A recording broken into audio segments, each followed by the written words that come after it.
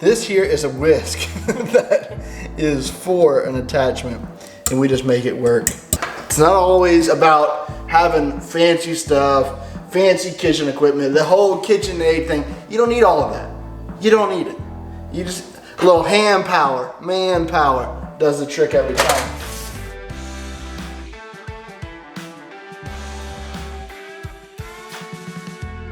What is going on, everybody?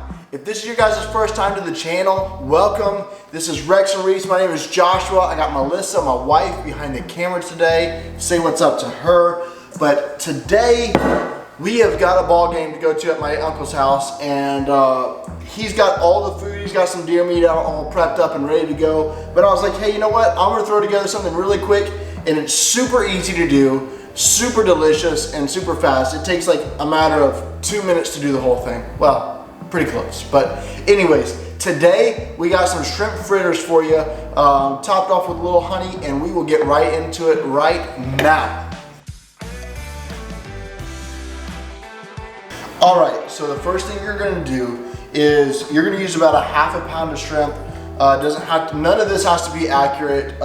It's pretty much touch and go as you start making the dish. You'll figure out each time that you make it where you like it to be at. But I'm gonna use about a half a pound of shrimp. The main thing with the shrimp, make sure, double check, triple check, however many times you gotta check it, make sure there are no shells, because that turns everybody off to have shells in there. So what I'm gonna do is I'm gonna take my shells, empty it out. The way that I do that is just like this. If you look here, the way that I do that is I grab right by the tail and I just pinch it. Perfect, every time. Alrighty, so after you have all of the shells off, make sure they're all clean, all good to go. I've got them, they're already butterflied open, everything's, the veins already taken out of them. I like to go ahead and just cut them up into smaller pieces just like this here. Now this is my silver stag woods and water knife. I use it for pretty much everything. For the bigger fish, it's not the best to fillet with, but actually I love to fillet fish with it. But like smaller stuff, like we get a lot of our smaller fish that we catch are like mangrove snapper, flounder. It is perfect for those fish. Or if you want to catch freshwater fish and eat it, bass, bluegill, brim, whatever you want to call them. You want all of your pieces to be about the same size. I like to do them about that big there.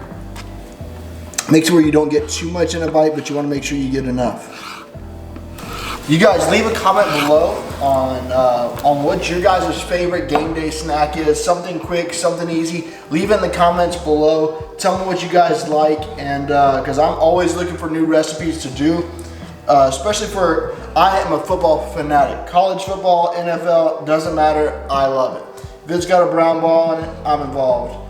So leave a comment below. Tell me what you guys think. What's the best one? And if some of them look pretty good, I will try to get another video out and try that recipe as well. But so for now, we got everything cut up. Everything's nice there. I'm gonna move that bowl to our left or to our right.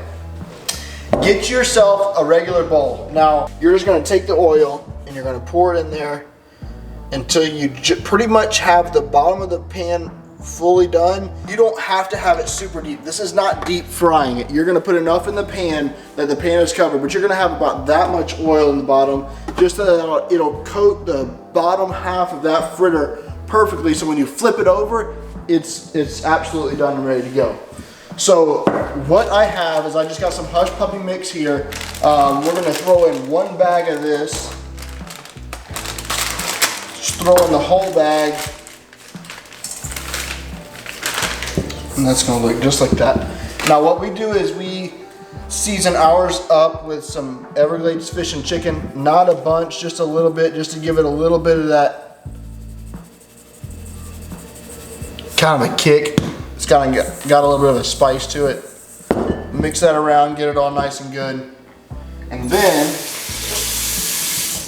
you are going to add in 1 full can of creamed corn. Now, actually, I got this recipe from Rob Arrington a long time ago, about 6 years ago, and it is just fantastic. So definitely want to give the the shout out to where it is deserved because you have got a great recipe. Get that cream corn all in there nice. And then you're gonna take some regular whole milk, just add it in as necessary. You're gonna wanna get it to a consistency. I'll show you here in just a minute. You don't want it to hold together. You want it to ooze apart and be able to flatten in the pan. So don't worry about getting it to like a patty consistency because that's not what you're looking for. Now I'm gonna take my shrimp, throw it in there. Throw it in here and get it all nice and coated in there. Really, really good. If I had to guess, the oil isn't ready because my wife, Melissa, she keeps turning it down. So she's turned it just about off, and we will see how it goes.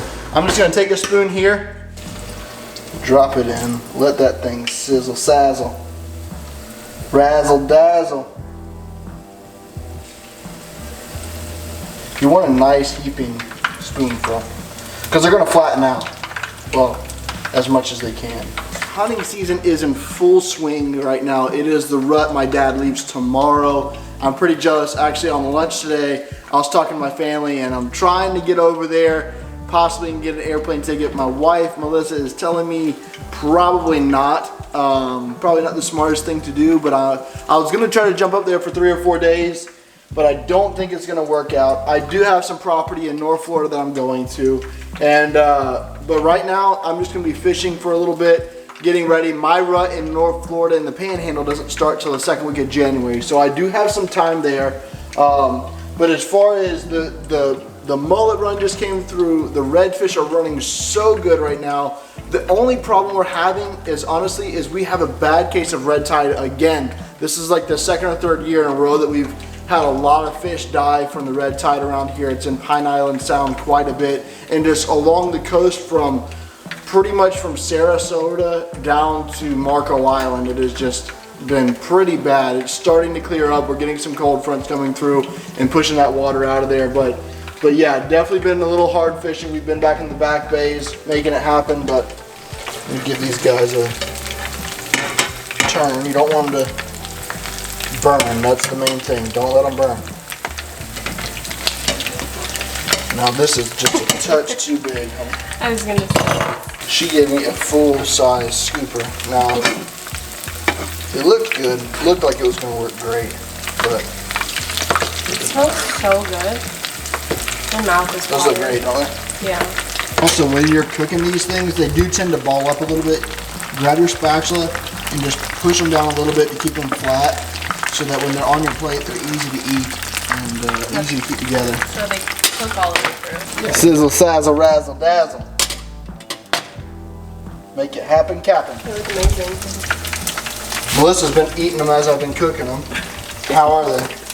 Good, they're really good. Now, she likes them without the honey on them better. She's not a big shrimp and honey person. I like them with the honey. I absolutely love honey. So, for me, that's how I like it. You guys can do whatever you want. That's the cool thing about this, guys, is that no matter what it is, this is just the base. That's it. This is just the base for you guys. Take this recipe, same thing I did with Rob, is I took the recipe from what I saw and I started making it and started seeing what I liked, and he uses regular Everglades and I use fish and chicken. So it's just a matter of finding out what you like to use, what your taste buds like, what your family likes, the kiddos like, and just make it your own. Use this as the base, but hopefully you guys like this. Hopefully you guys like the recipe. I did. That's why I started making it, and I was like, you know what?